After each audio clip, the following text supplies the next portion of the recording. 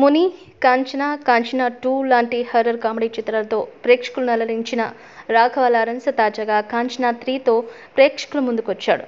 తమిళ, తెలుగు భాషల్లో ఈ చిత్రాన్ని ప్రపంచవ్యాప్తంగా శుక్రవారం విడుదల చేశారు. ఇప్పటివరకు ఈ సిరీస్లో వచ్చిన సినిమాలని హిట్ కావడంతో ఈ చిత్రంపై భారీ అంచనాలు నెలకొన్నాయి.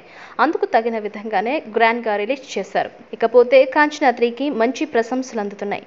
సినిమా డబుల్ మాస్ అని అంటున్నారు. కామెడీతో పాటు మంచి హర్రర్ థ్రిల్గా ఉందట. గత ముని సీక్వెల్స్ కంటే ఇప్పుడు మాస్ యాక్షన్ సీన్లో హై రేంజ్లో ఉన్నాయని టాక్ వస్తోంది. ఇక సినిమాకు బ్యాక్గ్రౌండ్ మ్యూజిక్ మరో స్థాయిలో ఉందని చెబుతున్నారు.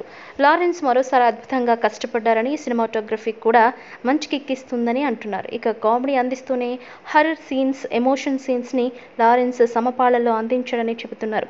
మొత్తంగా లారెన్స్ మరోసారి తన నట విశ్వరూపాన్ని చూపించి ముని 5 పోస్టర్ని కూడా వదలడంతో ఆడియన్స్ వారి అభిప్రాయాన్ని చెబుతున్నారు.